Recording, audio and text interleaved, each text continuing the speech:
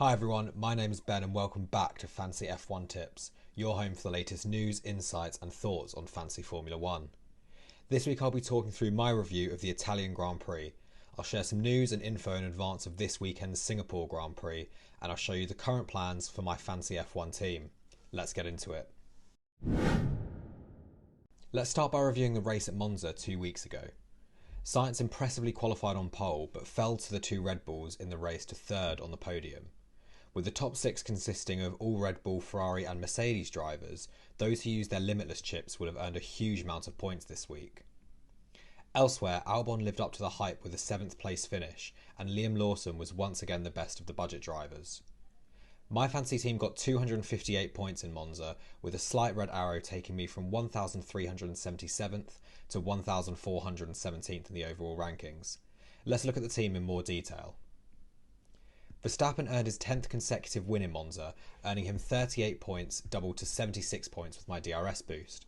He started in second behind Sainz but overtook in the first half of the race to extend his winning streak.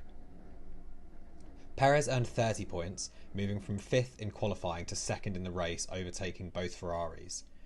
The call to keep him over Sainz would have paid off, however Sainz ended up on 38 points due to receiving a 10-point Driver of the Day bonus. Norris received 9 points with a quiet race, starting 9th and finishing 8th. He was unfortunately stuck behind Alex Albon for most of the day. He still earned more than Alonso though as his nearest competitor in the price bracket for Fancy F1. Piastri ended up with 15 points even though he dropped 5 places in the race due to his contact with Hamilton. The 10-point fastest lap bonus kept his points at a decent level. This ended up beating Albon's 12 points as the alternative driver for that weekend. Sargent earned 3 points, which I'm happy with after his negative 18 in the last race at the Netherlands. If I had switched out Piastri and Sargent for Albon and Tsunoda as discussed in the previous video, I would have lost 26 points, so I did make the correct call there, although very unfortunate for Tsunoda who didn't even get to start the race in Monza. Red Bull ended up on 81 points as the highest scoring constructor with a 1-2 in the race, and McLaren on 44 as the highest scoring sub 15 million constructor. Overall, an okay week given the number of managers using chips at Monza to maintain my rank. I could see myself making 1 or 2 transfers this week though. Let's now look at the preview for this weekend's race in Singapore. The first thing to note for this weekend is the price changes. Fewer changes this week with only a handful of drivers increasing in price. Firstly, Sainz increased 1 million to 18.6 million in total, with a 0.3 million increase for his teammate Leclerc. Both McLaren drivers, Norris and Piastri, Albon, Bottas and surprisingly Stroll increased 0.5 million, taking the mid-price drivers further away from the budget drivers in pricing. For constructors, McLaren were once again the biggest increase, increasing 1 million to 13.3 million in total. Now onto the track. The Marina Bay circuit in Singapore is a street circuit with 23 corners and humid conditions taking a toll on the drivers. Given its Monaco-like speed corners, there is a chance that Aston Martin could be back in the fold for this race. Remember earlier in the season, Alonso touted that Singapore would be his best chance for a win, other than Monaco. Singapore is also a track known for its difficulty. Often the best drivers on the grid are the ones that are able to extract above and beyond their car's ability for this race specifically. Verstappen, Hamilton and Alonso being the names that spring to mind here. Finally, with 18 DNFs in the last 4 Singaporean races and the potential for rain across the weekend, there could be some negative point scores this week. If you still have your no negative chip, this could be an opportunity to use it. Now let's have a look at my team for the Singapore Grand Prix. Starting with the obvious, I plan to DRS boost Verstappen.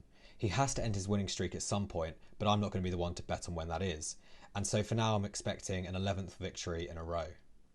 I'm also keeping Red Bull and McLaren as my constructors. As with Monza, even if Aston Martin are on par with McLaren in terms of being the best cheap constructor, Stroll's performances will hold the team back, and so I think McLaren as a constructor are the better bet. Perez I'm also planning to keep. Whilst his performance at a similar style track in Monaco earlier this year was one of the worst of the year, he did win in the Singapore Grand Prix last year, and I back him to perform well again. If you could afford it, I would consider switching Perez to Hamilton, as I think that Hamilton would have a very strong weekend here. However, there's nowhere I'll find 4.6 million in budget, so that transfer is unlikely for me. Piastri I also plan to keep. Unless Stroll or Gasly have an incredible week, I expect Piastri will be the top point scorer in the below 11 million price bracket. Norris versus Alonso is the key decision for me this week. Norris has outscored Alonso in 5 of the past 6 race weekends and is in arguably the better car right now, especially shown in Hungary, with his second place at a low-speed corner track, similar to Singapore. There also aren't many long straights at Singapore, which is the McLaren's key weakness. Norris also came 4th in Singapore last year in a worse McLaren than they currently have now. However, Alonso has performed extremely well in Singapore over the years, and is in an Aston Martin that had a chance of winning in Monaco earlier this year. Alonso could put in a podium-worthy performance, and if he does, I would want him on my team. The final driver I choose depends on the Alonso-Norris position. If I go for Norris, I can still only afford Sargent. However, if I go for Alonso, then I'd probably pick Zhou out of the rest of the budget drivers, with his propensity to get eliminated in Q1 and then make some overtakes in the race. I would wait to see F1's performance statistics to help me choose the budget driver either way. I will also do this to help me choose between Alonso and Norris for this weekend. Finally, with respect to chips, I'm considering using my no negative this week due to the high number of DNFs that you often see at the Marina Bay circuit. I can't think of another circuit coming up with more chances of one of your drivers facing a DNF.